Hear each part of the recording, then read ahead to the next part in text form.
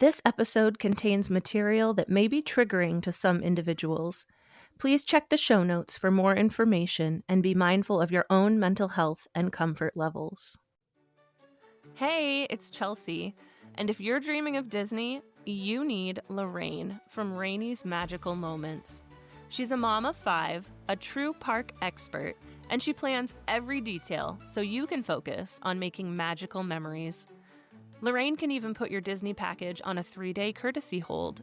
No cost, no stress, nothing, while you decide. And the best part? Her planning services are completely free. Visit Rainy's Magical Moments on Facebook or TikTok and let Lorraine make your next vacation pure magic.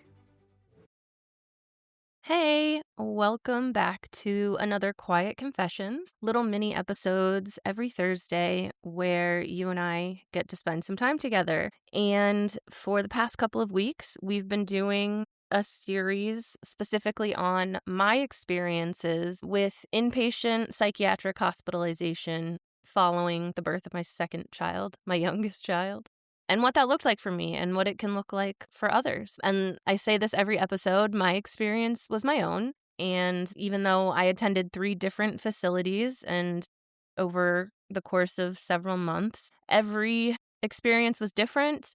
Things shifted during my time in each facility. And while I hope that anyone that needs the feeling of solidarity and validation can find that in these episodes, I also just want to be so clear that these are my experiences, and that doesn't mean that this is what everyone experiences in an inpatient setting. With that little disclaimer that I felt was important, I'm straight out the gate going to admit that I'm feeling kind of aimless today. I went over my journal entries for the 3 or 4 following days after Thanksgiving, because that's where I left you last. And I think I kept going because I was looking for something deeper, and this really is where my journal entries start to become even more clinical and less just, there's an overwhelming sense of hopelessness, and it very much reads like a captain's log. I've mentioned that before, but like, this is what I ate. These are the doctors that I saw. This is how I slept. So I'm gonna kind of wing it today, and we'll sort of be following the timeline, but I'm gonna just kind of go with my gut and see what comes out. So again, I left you on Thanksgiving in a psych ward in a state that was very, very far from my home state. I was in North Carolina and my whole family was here in Vermont, and I was trying my hardest to make it as normal as possible, because I was still experiencing this deep sensation of detachment from myself, from my family, from my life. So yeah, that was Thanksgiving. And beyond that, the next few days, really, according to my journal, were pretty repetitive, and the journal entries were very short. I reported not sleeping well, which was kind of becoming the norm. One of the reasons that I wasn't sleeping well was, the anxiety itself would wake me up, but one of the medications that I was on, which was an anti-psychotic, had a lot of side effects. And one of those was night sweats. And that would wake me up. I would wake up soaked in sweat, like every night. That was also the same medication that would cause facial twitches, which can be common in anti-psychotics, which is I didn't know any of these things. So I was having a lot of trouble sleeping, and sleeping in a psych ward in general. Unless sleep comes very, very easily to you, I'm making an assumption. Based on my experience, it's not a very restful place. I say that knowing that the program that I was at, UNC Chapel Hill Perinatal Psychiatric Inpatient, again, they were under construction. So we were not in the unit that we were supposed to be in. When you look it up now, and even when I looked it up then, it's supposed to be a very different environment. There's supposed to be protected sleep hours, especially for brand new moms. Very quiet environment, much more homey, much more nurturing. And that wasn't really the experience that I had. And that's not to say that it was chaos, because it absolutely was not chaos. See my first hospitalization if you want to talk chaos. It wasn't chaos, but it was not homey. It was not. It could have been the state of my mental health. It could have been several factors, but it didn't feel like a place where I could put my head down at the end of the day and let go of things and fall asleep. And in terms of the protected sleep hours, like, I don't know what it looks like today, and I don't know what it looked like prior to them being under construction. But like I said, like, let me know if you've ever been hospitalized in a situation like this. Let me know if you have a similar experience, because I learned this from other patients who had had previous stays. But we would take our washcloths, like for washing your face, and we would kind of roll them up and shove them under the door so that it would close most of the way, but not all the way, so that we didn't hear when the nurses, or we tried not to hear when the nurses would come do their 15-minute checks. Because they do all day, 24 hours a day. You have someone looking at you every 15 minutes for safety checks. So I didn't know this trick before, and so I never fully shut my door because I knew that it was going to get opened over and over again. But I shut it enough, and sometimes it would shut on its own, but you could still hear the click, and you could still, yeah, it just was jarring every time. So one of the other patients told me, roll up your washcloth and just shimmy it under the door, and then it'll stay open just enough that they can peek in on you and they don't have to open the door. I was like, sweet. So at this point I had learned that, and yeah, but it's still a lot. The light from the halls dims at a certain time, but never goes out all the way. Your bedroom lights go out. Obviously, you have control over those, or at least I did in each of these settings. But so where we slept, we could turn the lights off, but the hall lights were always on to a certain degree.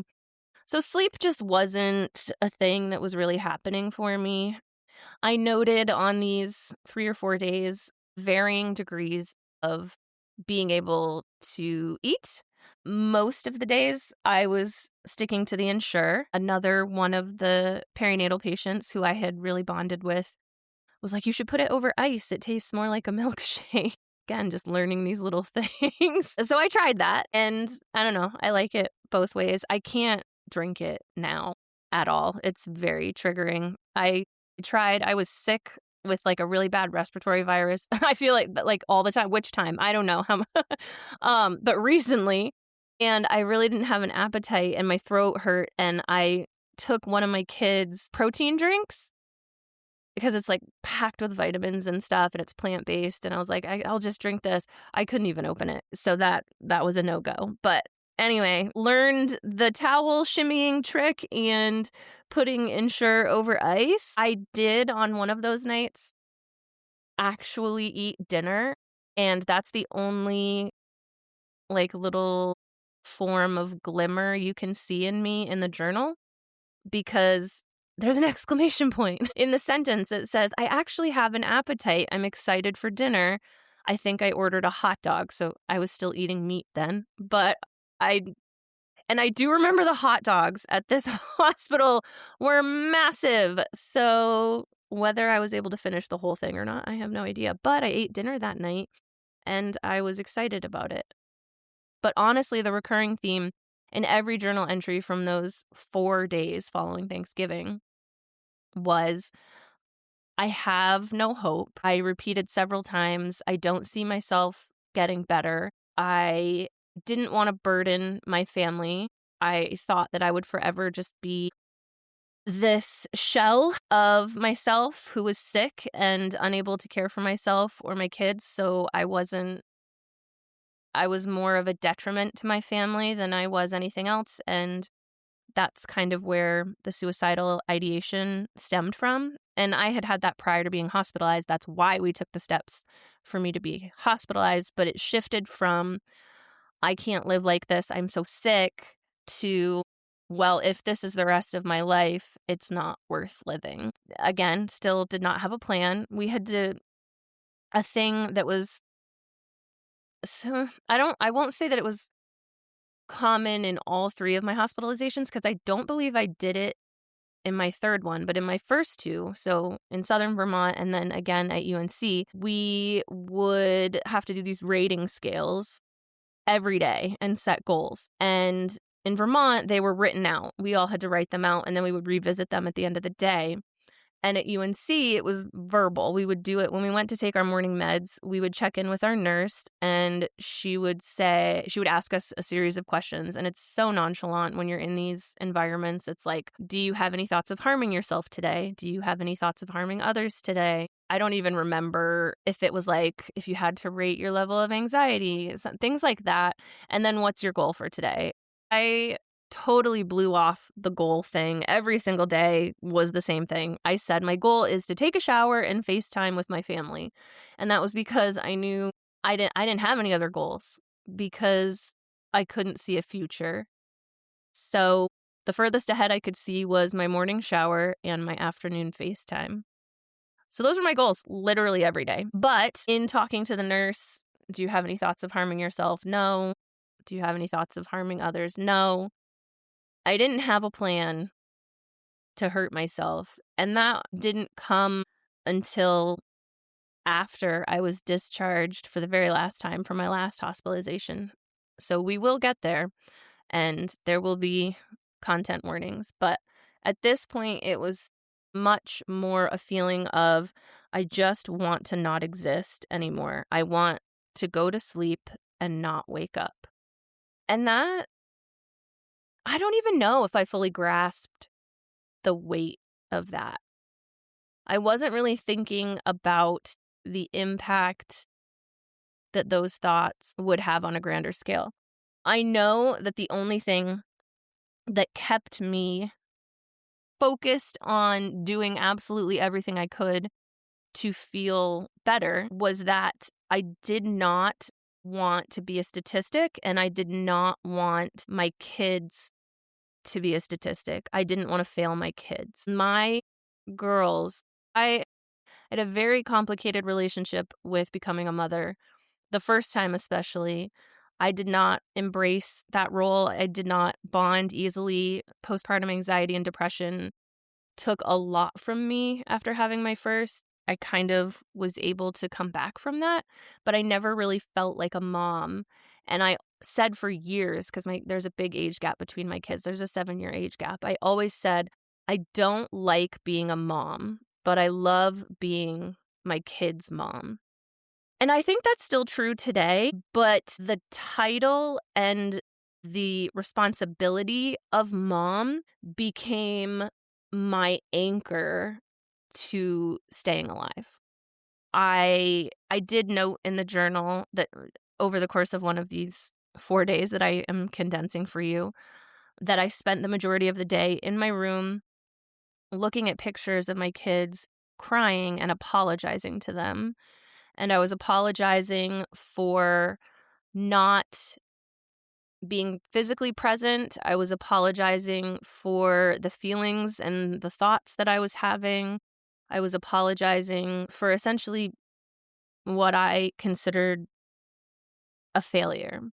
That I was a failure and that I was sorry that I was failing them, but I was doing everything that I could so that I could come back to them. And I was just talking to these pictures. And that really does encompass a lot of what I felt during that time. There wasn't a lot of hope for me, but I felt so much shame about what I was doing to my kids, or what I thought I was doing to my kids, when in all reality, they were okay. They were cared for very well. Like they were very well cared for. My husband was very burnt out, but we have a village, and we had a village, and my infant was obviously unaware of the fact that I was missing, and my 7-year-old just was, she was okay. We talk about it a little bit now, and she said she missed me, but she knew that every time I was in the hospital that it was because I needed to get better and that they were going to help me. That's what we hoped. So I carried a lot of guilt, a lot of things that came up in therapies and in like occupational therapy and in psychotherapy and even with the psychiatrist, because I couldn't keep it together then either, was just this repetitive notion of failing as a mother and that I can't be a mom in the state that I'm in, as well as constant reassurance seeking of, is this going to go away? Am I going to get better? Like literally those words over and over and over again. During this time, the Zulresso infusion was brought up to me, which was something that my OCD brain already knew about because, of course, I had been on Dr. Google for weeks prior to this, prior to being hospitalized the first time, looking for anything that would help me. So I thought I knew all about it. And when they brought it up, they said they weren't sure if I would be a good candidate because it's more for postpartum depression than anxiety. And at that point, like, if you remember, they had a lot of things on the table in terms of diagnoses for me. So like psychosis was a question, but it was more OCD, PTSD, anxiety, all the letters. So they weren't sure, but they were willing to give it a try. But we didn't have a date set or anything. And they were kind of going back and forth with my insurance. And that was the point that they let me know that I would likely be there for another 2 to 3 weeks. I can't tell you how I felt about that when I received the news because I don't remember. And it's not in my journal. I just wrote it down as it was told to me. Looking back on it now, I assume, I don't know, because UNC was the safest I felt being hospitalized, I don't think I was worried. I don't think I was like, no, no, no, no, like I was at my first hospitalization. Like, I have to get out of here. It was more like, okay, that's longer than I anticipated, but okay, I'm going to do whatever I have to do. And that'll come back later too. Before being hospitalized the third time, I begged the doctors and my family to send me back to North Carolina. And they didn't, and things unfolded the way that they did. And I don't know that it would have been helpful anyway. I think there was just this sense of like, these are the perinatal people and they are the ones to help me. But regardless, those days were filled with just monotonous repetition. I did note that I taught one of the patients, or a couple of the patients, to play Yahtzee. I love Yahtzee. I've been playing Yahtzee since I was a kid. But again, I just wrote it down like I taught so-and-so and so-and-so how to play Yahtzee. And then I moved on to the next sentence. So I know who I was talking about, but I don't remember their names. And even if I did, I would not share them. But I don't remember their names. I remember their faces. I remember how attached I felt to them. But in that moment, it was just a footnote, which makes me really sad because I was sharing something with them that had been like, I don't know, part of my childhood. I used to play Yahtzee with my mom and my sister. I loved it. And they'd never played it before, which blew my mind. Is that like a regional thing? Like, do people in other states not play Yahtzee, or is that just random? I don't know. You let me know. But yeah, again, I told you I feel kind of aimless right now. Last week, by the end of the recording, it was really difficult for me to regain my footing. And so I'm being really mindful with these episodes of going as deep as I am able to without crashing my system. I have talked to Ben, and he is going to go through his own timeline and give you his perspective. Coordinating that is a little difficult. It's hard enough for me to be able to find time to record by myself, but it will happen. And I'm actually really eager for you guys to hear that because I think there are still pieces of it that I don't even really know. We've talked about it in depth, but I don't know that I'll ever fully understand his perspective and what it was like for him because I was so lost in myself during that time. So yeah, that was me condensing 4 days into one. And next time I chat with you, I mean, it's probably going to be a little bit of the same. And maybe I'll get into some more finer details of just the clinical side of living in a psych ward. I try to infuse a little bit of that in between, but yeah, my journal entries start to get short and bleak, and they don't offer me as much as I had hoped that they would when I originally found the journal. I really hoped that it would give me more insight. But I guess it's given me insight into the fact that I did say this. I'm gone. I said I'm gone in every way. Just how gone I was, I guess, because I can't find myself in there. But that said, I'm going to continue the series. I'm here for it.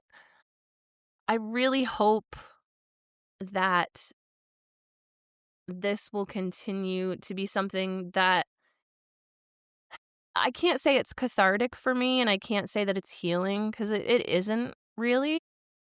My hope for this series is that sharing my experience will help someone else either feel seen and validated or help demystify the process of being hospitalized for mental health conditions.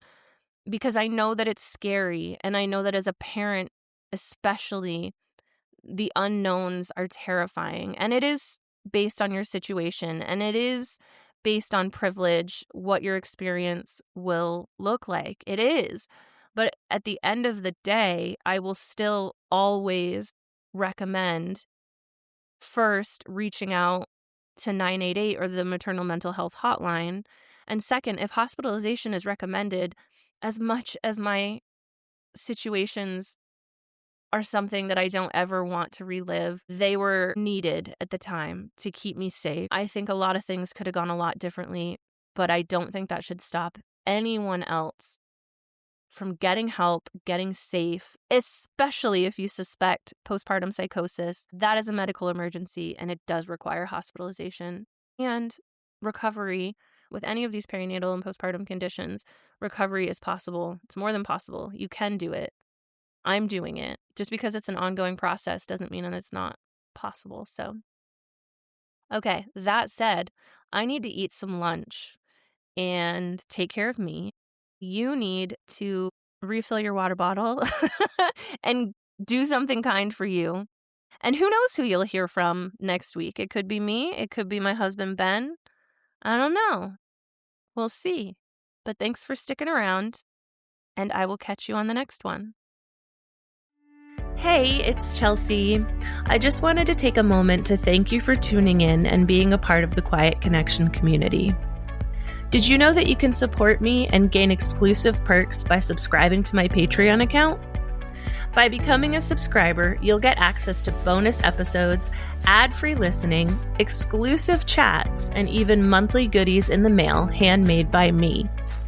Your support helps me continue creating high-quality content and ensures that we keep spreading awareness and ending the stigma surrounding perinatal mood and anxiety disorders and so much more. Head on over to Patreon, search Quiet Connection Podcast, and join the community of listeners who are helping me make this podcast the best it can be.